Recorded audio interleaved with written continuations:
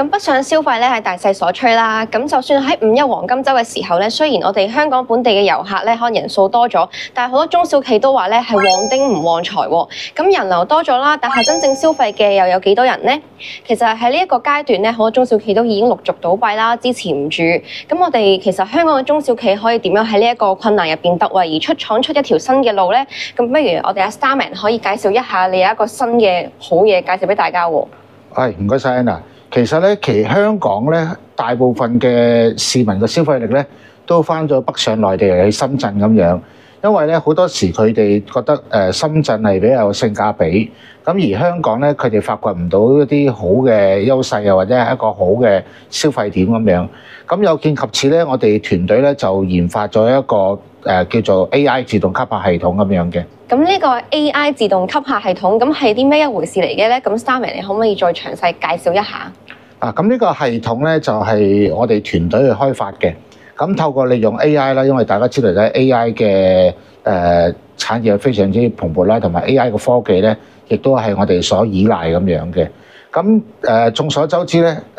，AI 嘅呢個系統咧，佢主要咧就係透過喺一個網絡世界入邊咧，幫我哋嘅生意伙伴咧去揾目標客戶咁樣嘅。個原理上係咁樣嘅，就首先咧，我哋咧會同一啲叫做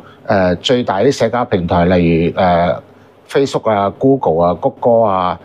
同埋一啲微信啊呢啲社交平台合作，咁咧就會係幫佢哋咧就去喺呢啲社交平台嘅 database 嗰度咧揾目標客戶。咁咧我哋首先幫一個生意伙伴咧去做一個 AI 吸客咧，嗰個係有3部曲嘅。第一部曲咧，我哋首先將嗰個生意伙伴嘅產品或者係服務咧，就首先咧就擺上去個網絡世界嗰度，咁就讓一啲人咧好容易瀏覽到啦。好啦，咁第二部分咧就係話，我哋會透過我哋嗰個 AI 系統咧，去係一啲唔同嘅社交平台嗰度咧，去揾到佢目標客戶。個原理係乜嘢咧？嗱，眾所周知，我哋所有嗰啲網民咧，而家都係用手機睇嗰啲唔同嘅資訊啦，包括廣告啊、視頻咁樣嘅。咁而我哋每一部手機咧，其實都係有一個 email 電郵去控制嗰個手機嘅。即係例如蘋果手機即係 iPhone 啦，就會有個 Apple ID， 其實都係個電郵嚟嘅。咁跟住我哋而家啲 Android 安卓手機啦，其實佢哋都係會有一個Gmail 去管理佢哋嘅手機咁樣啦。咁我哋咧就透過呢個系統咧，就去對接翻佢哋嘅 email。咁你就話，咁點解揾到佢嘅 email 咧？其實就係好多時係呢啲唔同嘅一啲社交平台嘅網絡商咧，佢哋其實咧就會係有唔同嘅記錄存在喺度嘅。咁當你嘅 AI 自動吸客隊入到個 database 咧，佢發現有啲成千上萬啊，或者係成萬上億嘅 email， 其實就係背後每一個網民嘅手機入邊咧，都會帶住咗幾個信息，包括佢去過邊啲平台做購物啊、消費啊，或者佢喺呢個手機入邊咧，佢搜尋過邊啲佢有興趣事物，例如佢想中意食啲咩嘢，或者想去邊度旅行啊，又或者甚至乎咧，亦都會睇得出佢一啲叫做生活模式。即係大家知道啦，我哋蘋果 iPhone 會有個叫 Siri 呢個物體喺度。咁其實咧，佢係除咗係會俾一啲意見 suggestion 俾嗰啲網民啊，或者個手機嘅機主之外咧，佢其實都係一個間諜嚟喎。佢偷聽佢哋所講嘅説話，或者佢啲 interaction 咧，就將啲信息咧就發布翻俾個後台本身一啲叫做商家啊，或者唔同機構咧去做嗰啲 AI 演算法咁樣。咁而呢個 AI 系統咧就會喺用呢個database 入邊就幫我哋揾到啲目標客戶，繼而咧就將佢哋嗰啲資訊咧，即係我哋生意夥伴資訊咧，就呈現喺嗰啲消費者，即係頭先講啲手機嘅機主嗰啲社交平台啊、或者網站嗰度顯示出嚟咁樣嘅。好啦，咁但係單係呢啲信息俾佢哋知道係唔夠噶嘛，即係我收到你嗰啲服務啊同埋產品資訊，但我唔一定要幫襯你噶嘛。咁我哋第3步點做咧？我哋就會有一個叫做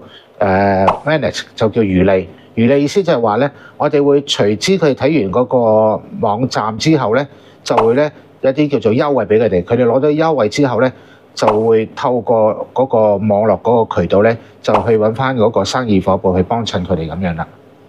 咁聽落咧，用呢一個大數據咧，係真係可以幫到好多中小企咧，從一個根本咧去解決呢個問題嘅喎。咁 Starman，你可唔可以再分享一啲成功嘅案例俾大家聽下咧？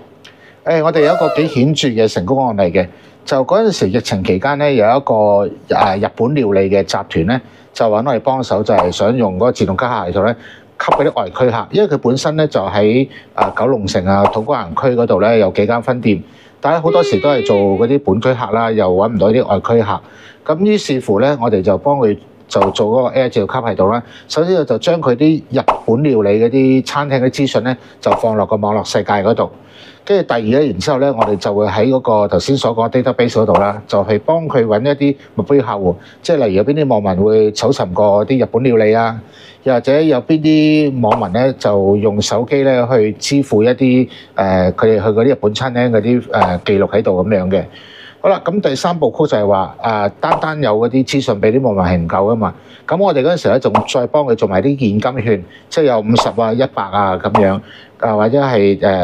再大啲都有，但係當然個比例會少啲啦咁樣。咁啲網民咧當打開手機或者去到社交平台見到，咦有呢個日本料理嗰啲資訊喎，跟住就撳入去，跟住咧嗰現金券就彈出嚟，恭喜你中咗我哋乜乜餐廳嘅現金券50、100咁樣，如此類推。咁啲網民攞咗啲現金券之後咧，佢哋經過開將軍澳啊，或者土瓜灣啊，或者係九龍城呢間日本料理嘅嗰啲餐廳之後咧，佢就為咗唔想浪費佢攞咗嗰啲電子現金券咧，都會行入去幫襯啦。咁當然啦，佢哋當然唔會淨係幫襯50或者100咁樣，佢哋可能仲會有其他消費，可能飲嘢或者食其他嘢咁樣。咁嗰陣時我哋記得咧，一個月都幫佢帶嚟一個10幾萬嘅客流量嘅。咁當然有啲係重複消費咁樣啦。咁聽落呢一個餐廳嘅成功例子係真係幾吸引嘅。咁如果除咗餐廳之外，Starman仲有冇其他一啲推介嘅一啲公司嘅類型可以建議佢哋去使用呢一個系統咧？有用我哋呢個自動卡系統嘅都有好多唔同類型嘅啲生意嘅公司啦，包括啲教育中心啦。咁佢哋例如我哋幫佢做嗰個魚類就係嗰啲叫免費試堂啦，跟住仲有啲醫美同埋一啲叫做理療中心嘅。咁我哋就會嗰個就送一個叫做免費嘅一個療程，做嗰個吸客嗰個魚脷咁樣嘅。咁跟住仲有一個咧係一啲保險都有嘅，因為最多幫襯我哋就係啲保險，因為咧佢哋可以攞嚟引流客戶個平台咧比較少咁樣，因為咧好多時真心有啲網民咧一見到保險或者係一啲同保險有關嘅商品咧，佢哋都會有啲 hesitation 喺度嘅，咁所以咧嗰陣時候咧，我哋就教一啲做保險生意嘅朋友咧，佢哋可以用一啲唔同類型有別於保險嗰啲服務或者產品做引流。例如我一間保險公司咧，我哋咧就幫佢做一啲叫做洗牙嗰啲現金券啊，或者做一啲體檢嗰啲免費服務，做呢啲引流咁樣嘅。咁跟住仲有一啲係房地產都有嘅。咁嗰陣時候咧，我哋記得幫一個大灣區嘅房地產嘅公司咧，就做個引流，就係打造成一個叫做免費嘅大灣區旅遊嘅旅遊券。咁佢攞咗啲旅遊券之後咧，就會報名參加呢啲旅行啦。咁但係其實再進一步就係去推廣大灣區啲樓咁樣嘅。咁所以咧，如果以上中小企對呢一個自動吸客系統有興趣咧，都不妨去揾 Starman 去了解多啲啦。